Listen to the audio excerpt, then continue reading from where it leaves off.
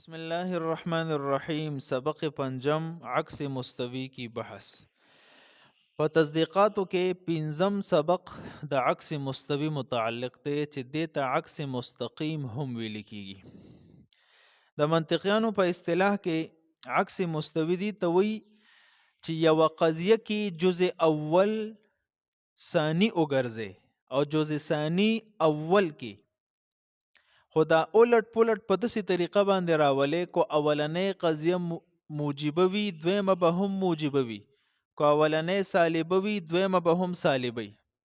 دک شان کو اولنې صادقه وي دویمه به هم صادقه وي. دا درې شرایط دي. نو داسې قسم قضیه ته به ویل کېږي عکس مستوی. مثال په طور باندې یو قضیه ده کل انسان حیوان، کل انسان حیوان، دا موجبه کلیه ده.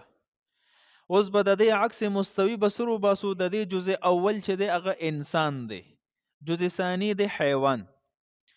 نو دا جزء اول به ثانی کی او جزء ثانی به اول کی. نو چې د دې نه کومه قضیه لاندې راشي دغه قضیه ته به ویل کېږي عکس مستوی. مثال په طور د حیوان به اول کی بعض الحیوان، او دا جزء اول چې دا بسانی کې انسانون. نو ګوره اولنې موجبه نو دویمه موجبه رااله، اولنې صادقه ده دویمه هم صادقه رااله. صحیح شو؟ نو دې قضیه ته چې دا کم په اصل حالت باندې دا دې ته ویل کېږي اصل، او دا دویمه چې کومه تیرا جوړه شوه د اولټ پولټ نه بعد کې نو دې ته ویل کېږي عکس مستوی، عکس مستقیم متویل شي.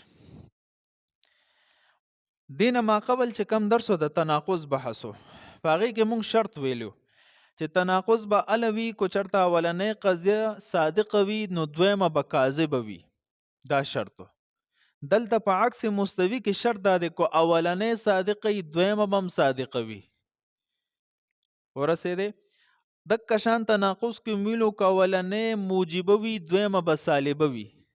عکس مستوی کې دا شرط دی کو اولنې موجبه وي دویمه به موجبه وي، کو اولنې سالبه وي دویمه به سالبه وي. ګوره په دې اعتبار سره د تناقض او د عکس مستوی په مابین کې سره رالل فرق رالل. خو په دې عکس مستوی کې یو ټکی یاد ساته، مونږ دا ویل کو چرته اولنې صادقه دویمه به خامخا صادقه وي. اوس په دې کې دا دویم جز کو اولنې کاذب و نو د دویمې د پاره دا ضروری نه دی چې دا به کاذب وي، صادقه هم کېدی شي. د دې مثال وره لکه کل حیوان انسان، کل حیوان انسان دا موجبه کلیه ده. اوس چې د دې مونږه عکس مستوی جوړو د تعریف مطابق په جزء اول ثانی کو او ثانی به اول کو. نو داسې به ویو کل انسان حیوان، دا عکس مستوی راوته. نو مونږ ویلو کو اولنې صادقی دویمه خو بخامه صادقی، او کو اولنې کاذبی نو د دویمه کاذب کېدل یقیني او ضروری نه دی بلکې صادق هم راتلی شي. دلته دا اصل چې کومه قضیه ده کل حیوان انسان دا کاذبه ده، ځکه هر یو حیوان خو انسان نه کنه، ګډي بيزي دي ته خو انسان نشي ویلې کنه. خو لیکن د دینه چې کومه عکس وروته عکس مستوی دا صادقه ده، ځکه هر انسان په صفت د حیات سره موصوف دی، د کې حیات شته حیوانیت شته. نو دلته وګوره کو اولنې صادق وی په عکس مستوی کې دویمه به خامخا صادقی، او کو اولنې کاذبه دی وګڼله نو دویمه کاذب کېدل ضروری نه دی، کاذب هم راتلی شي صادق هم راتلی شي. نو د دې وجنه د عکس مستوی په تعریف کې چونکه د منطق قواعد چې دا په عموم باندې بناوي عموم لره اعتبار وي، او دلته کله کله د عکس چې کله اولنې کاذب نو دویمه خامخا کاذب نشي راتلی، صادق هم راتلی شي. نو د دې ګوره حالات بدلیږي را بدلیږي. نو د دې وجه نه دا جز د عکس مستوی په تعریف کې نه ذکر کوي، صرف دا ذکر کوي چې اولنې صادقه دویمه هم صادقه. بس دا وسره نه ذکر کوي کو اولنې کاذب دویم کاذب، ځکه دا غي حالات بدلیږي را بدلیږي. او داسې قسم حالات چې بدلیږي را بدلیږي د منطق قواعد به دې معنی نه بنا کیږي. بیا ورسېده په نو دې څه ویل کېږي عکس مستوی.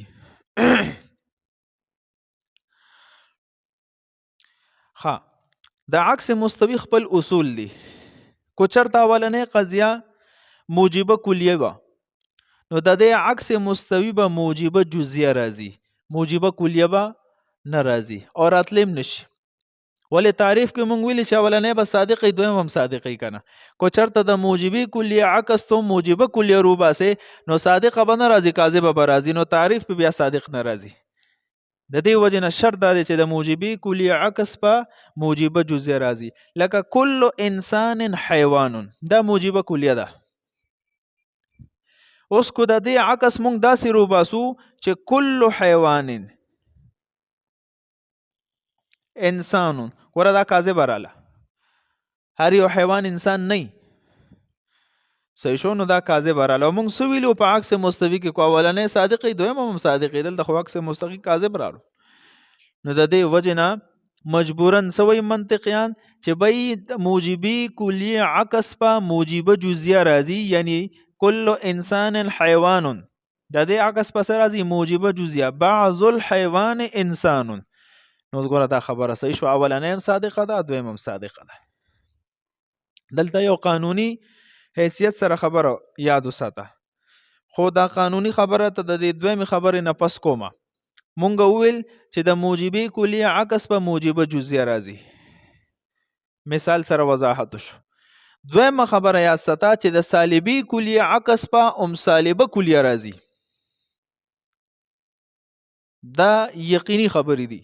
د سالبی کلیه عکس په سالبه کلیه راځي. مثال په تور باندې لا شیء من الانسان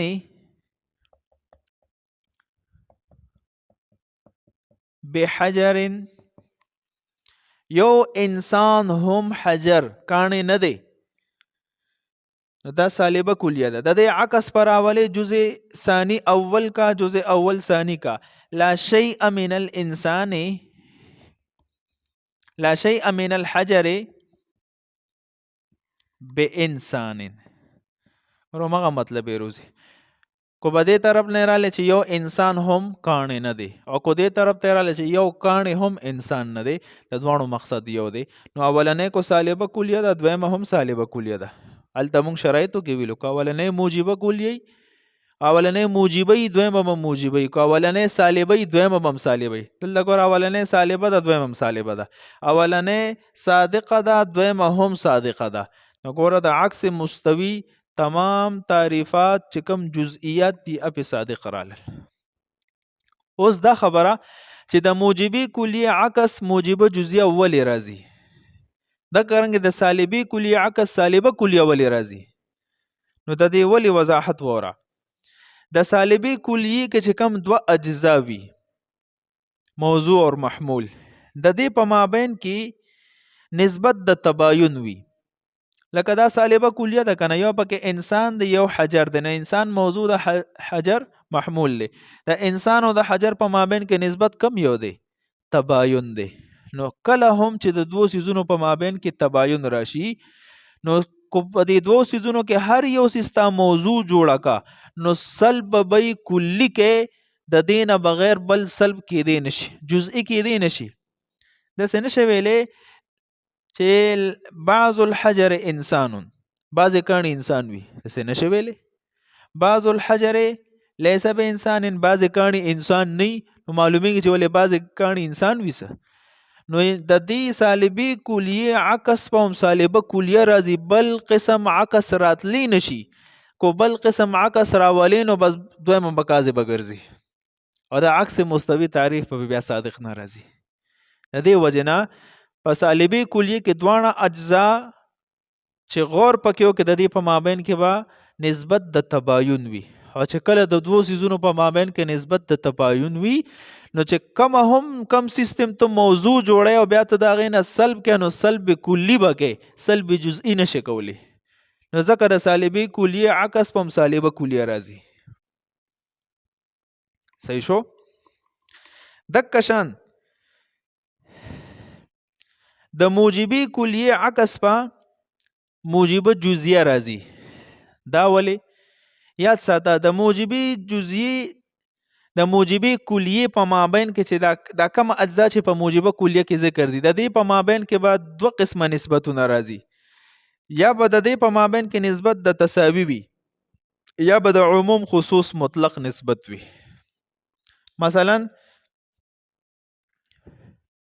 د عموم خصوص مطلق نسبت شوي دا ګوره موجبه کلیه د کل انسان حیوان نو د انسان او د حیوان په مابین کې نسبت د عموم خصوص مطلق دی او چې کله د عموم خصوص مطلق نسبت راشي نو چې هر یو د موضوع جوړ کړه نو ثانی نه ببئی چې کله ته عکس روباسه نو په جزئی سره بروباسه کلی سره نشي روخکلی نو د کل انسان حیوان عکس په بیا د سی روباسه بعض الحیوان انسانون نو علاوه د عکس صادق راځي کو چرته د کلیه نه دی موجبه کلیه عکس تم نو موجبه کلیه رو وستنو دویمه په کاذب راځي کل حیوان انسان دا کاذب ده. نو چې کله هم د موجبه کلیه کې ته غور وکړي نو د دغه دوانو اجزا په مابین کې با یا به د عموم خصوص مطلق نسبت وي یا به د تساوی نسبت وي. کو د عموم خصوص مطلق نسبت وي نو په دې صورت کې به د موجبه کلیه عکس صرف اور صرف چې ته صادق راوستل غواړي موجبه جزئیه به راځي بل یوم نه راځي. ځکه وایو د موجبه کلیه عکس په موجبه جزئیه راځي. او کو چرته د موجبه کلیه دوانه اجزا داسې وو چې د هغې په مابین کې نسبت د تساوی وو نو دلته بیا گنجائش تا نو د داسې موجبی کلی عکس چې د دې دوانو اجزا په مابین کې نسبت د تساوی وي بیا د دې عکس موجبه کلیه هم راتلی شي موجبه جزئیه هم راتلی شي. مثال په طور کل انسان ناطق دا موجبه کلیه ده او د دې اجزا ته غور وکړه انسان اور ناطق نو د انسان او د ناطق په مابین کې نسبت د تساوی دی. لہذا کته د دې موجبه کلی عکس روباس نو د سم ویل شي موجبه کلی هم ویل شي کل ناطق انسان ورادم صادقه ده او دا سم ویل شي بعض ناطق انسان ګور دلته کو داسې موجبه کلیه چې د دې د اجزا په مابین کې نسبت د تساوی وي نو د داسې موجبه کلیه عکس موجبه کلیه هم راتلی شي موجبه جزئیه هم راتلی شي.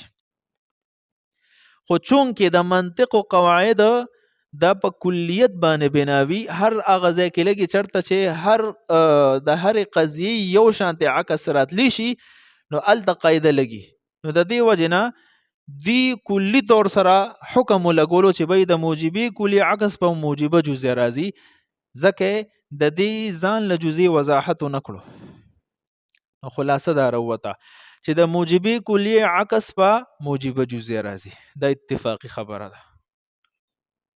دک شان د سالبی کلی عکس په سالبه کلیه راځي دا ټول اتفاقی خبره دي.